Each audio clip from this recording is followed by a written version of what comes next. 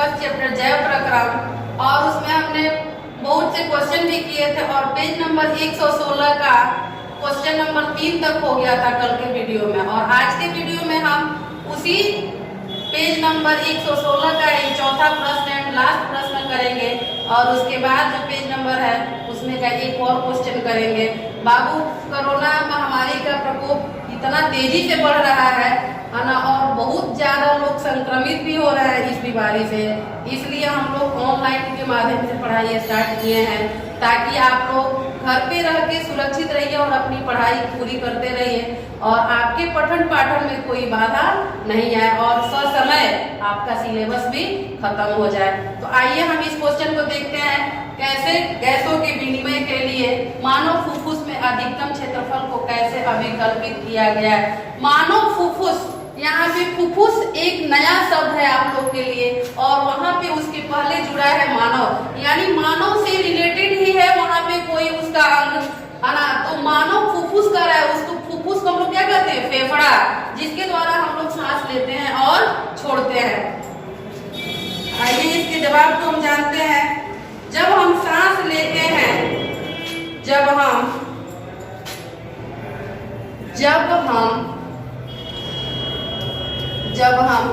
सांस लेते हैं, जब हम सांस लेते हैं तब हमारी पसलियां ऊपर उठती हैं, तब हमारी पसलियां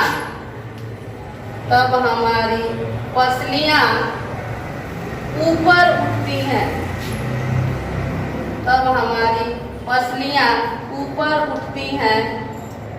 उठती हैं और वे बाहर की ओर झुक जाती हैं, और वे बाहर की ओर झुक जाती हैं, और वे बाहर की ओर झुक जाती हैं, इसी समय डायफ्राम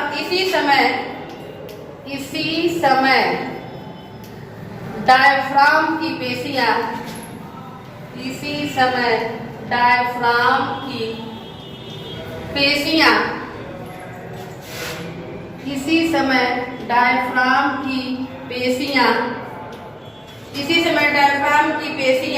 संकुचित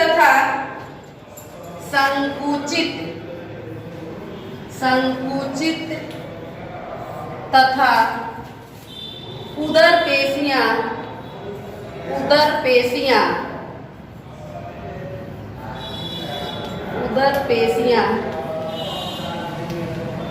शिथिल हो जाती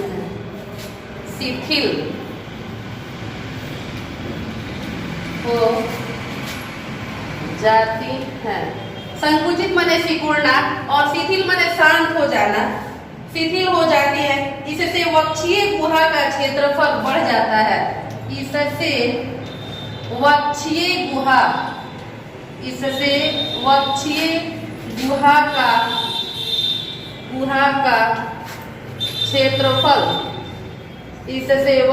गुहा का क्षेत्रफल बढ़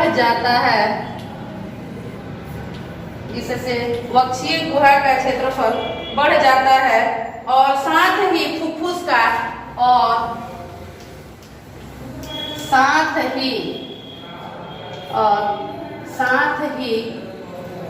फुफ्फुस यानी फेफड़ा,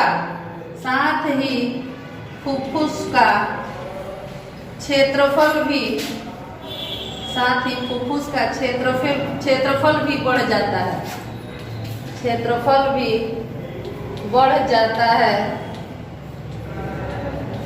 साथ ही फुफ्फुस का क्षेत्रफल भी बढ़ जाता है, जिसके परिणाम स्वरूप श्वसन पथ से वायु, जिसके परिणाम स्वरूप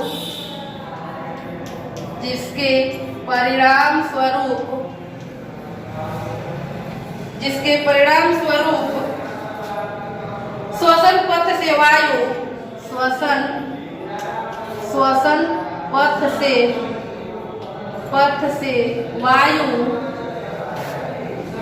श्वसन पथ से वायु अंदर आकर फेफड़े में भर जाती है। श्वसन पथ से वायु अंदर आकर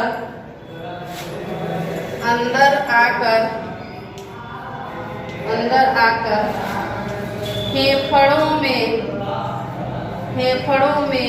भर जाती हैं।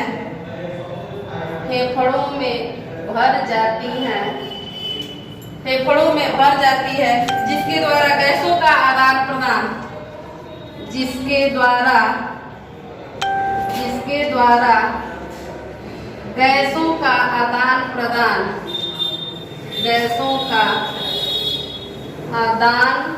प्रदान माने आना और जाना, आदान प्रदान आसानी पूर्वक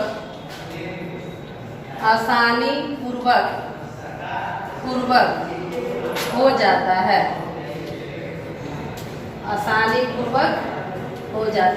देख लीजिए एक बार और कि जब हम सांस लेते हैं तो हमारी पसलियां ऊपर उठती हैं और वे बाहर की ओर झुक जाती है।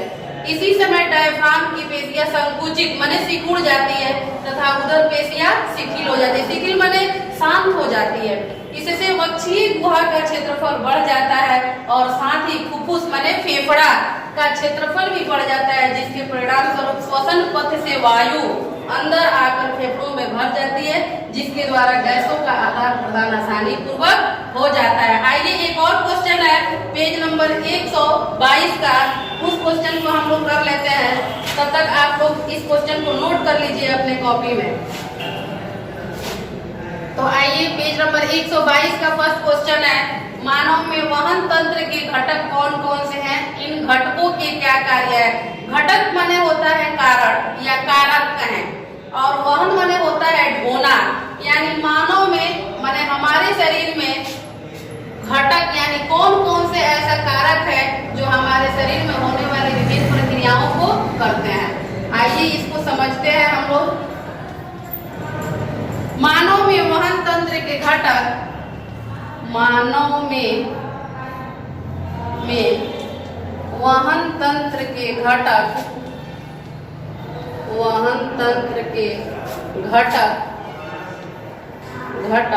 निम्नलिखित हैं।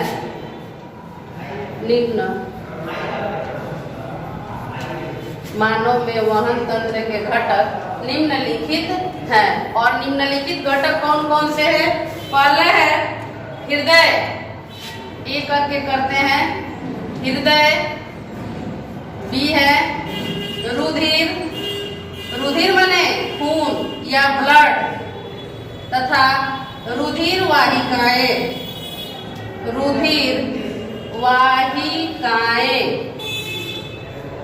वहन तंत्र के यही निम्नलिखित 3 घटक है, हृदय, रुधिर तथा रुधिर वाहिकाएं।